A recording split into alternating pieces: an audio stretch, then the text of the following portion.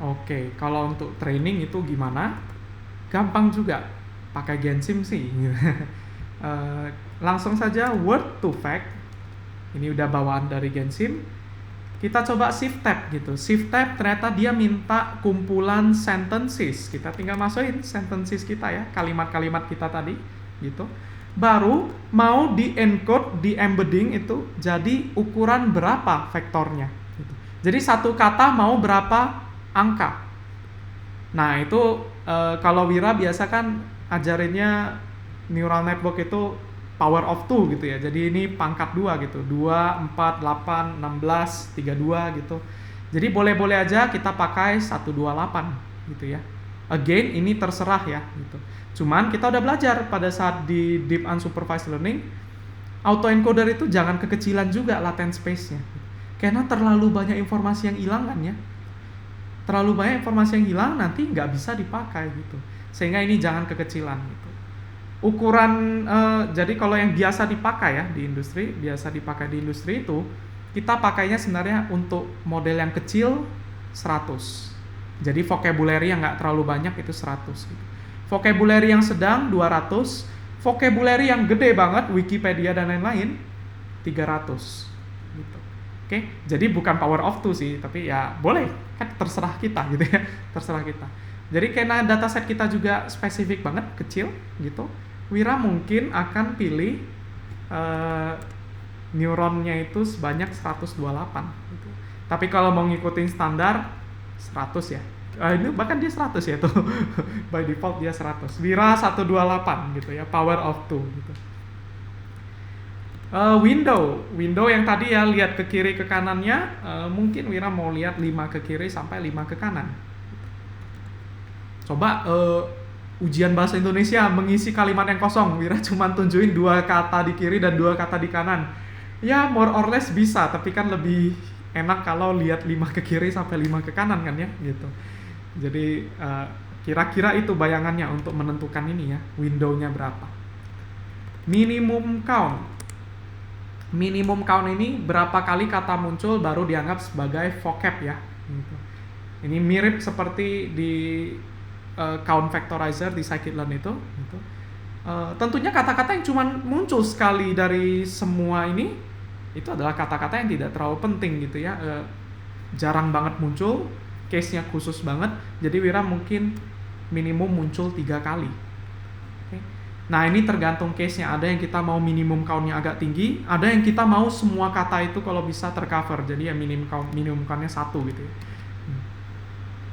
Baru kita bisa nentuin jumlah core CPU kita, 4 core misalkan, dan mau berapa epoch gitu, oke? Iterasi di sini istilahnya.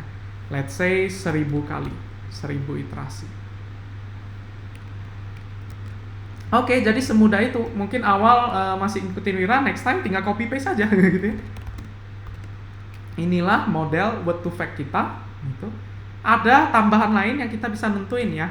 Di sini ada variabel yang namanya SG. SG itu apa? SG itu skip gram gitu. Jadi skip gramnya true atau false gitu. By default dia itu false. Jadi by default dia pakai SIBO ya gitu. Mungkin karena SIBO itu lebih cepat gitu. Jadi by default memang dipilih itu. Boleh kita skip gramnya false atau null. Itu maksudnya SIBO.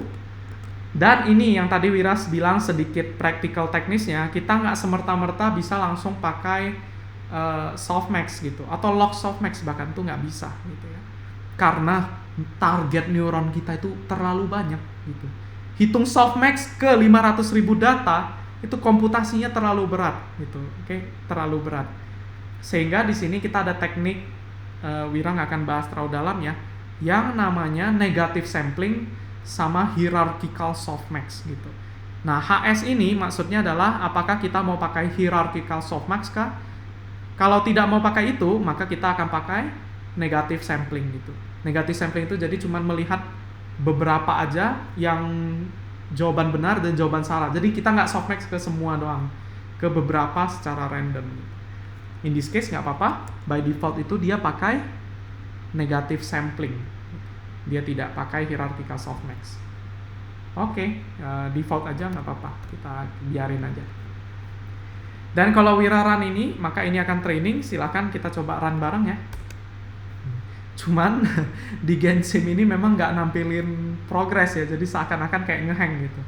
Kalau takut atau ragu, iterasinya boleh mungkin 10 aja gitu, just to make sure apakah code-nya berjalan dengan baik gitu ya. Karena itu kelihatannya ngehang ya, jadi biasa juga dibiarin aja, nanti tiba-tiba udah selesai gitu. Sambil kita nunggu itu, kita save aja ya.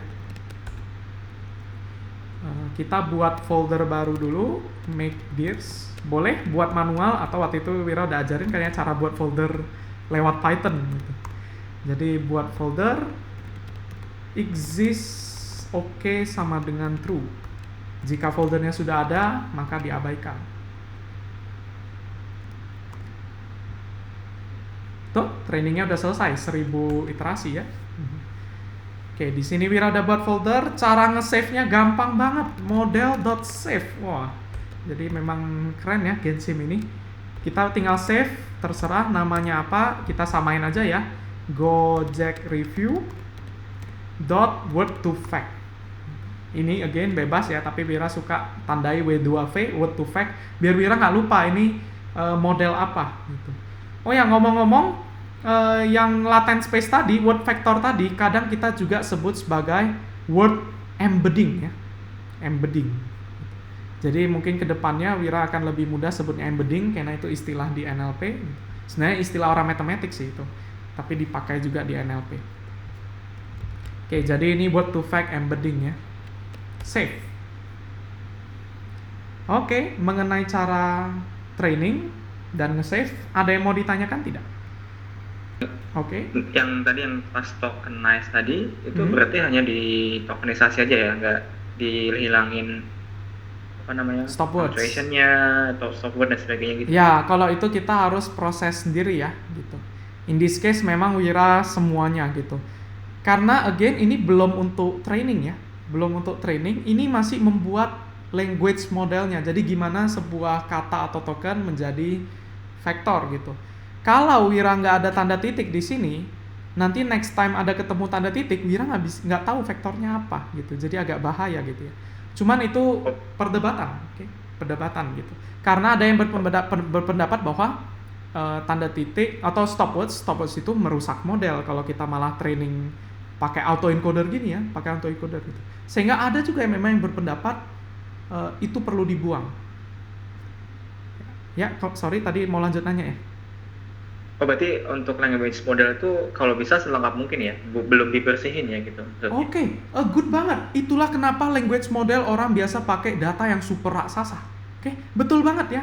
Jadi orang akan pakai Wikipedia dump, pakai data raksasa untuk dijadiin language modelnya. Jadi istilahnya memang language model supaya ini adalah representasi dari seluruh bahasa Indonesia.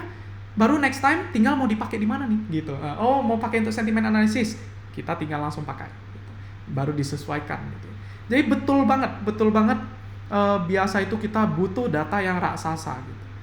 Cuman again, data raksasa pun ujung-ujungnya nanti kita perlu training lagi, lanjut training ke data yang spesifik gitu. Karena contoh Gojek review, kalau Wira pakai data raksasa, mungkin jarang banget ketemu kata Gojek gitu. Maksudnya Gojek itu kan spesifik ya, company gitu. Sehingga kalau bisa tetap ada data domain itu, nah istilahnya adalah domain itu gitu ya, yang kita lanjut training word to fact-nya. Supaya at least kata-kata seperti Gojek, ojol, yang kayak gitu, itu ke cover gitu. Kalau nggak nanti malah nggak ada language modelnya, ya nggak bisa dipakai gitu ya. Gitu.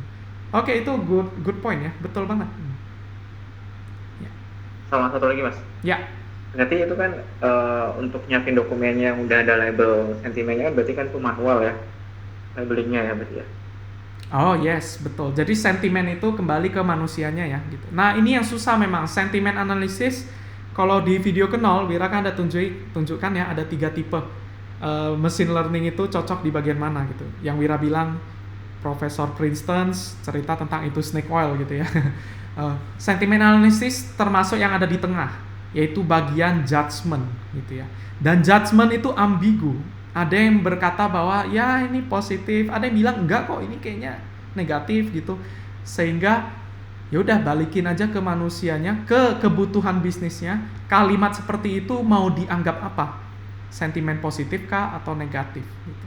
Malah biasa itu kenapa Wira juga nggak suka sentimen analisis, dari segi manfaat nggak gitu berdampak banget gitu, tapi dari segi labeling datanya itu susah banget gitu ya.